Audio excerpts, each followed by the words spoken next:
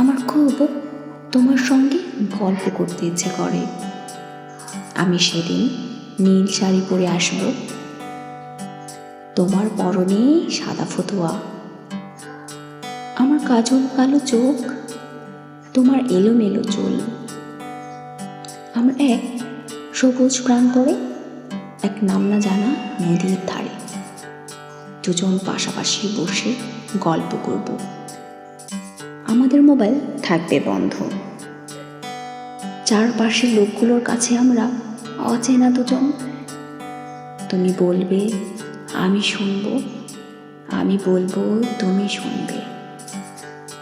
আমার খুব তোমার সঙ্গে গল্প করতে ইচ্ছে করে, অনেক সময় নিয়ে জীবনের নানান গল্প, উচ্ছ্বাসে উল্লাসে হেসে ওঠার গল্প, কিংবা চোখে জল আনার গল্প।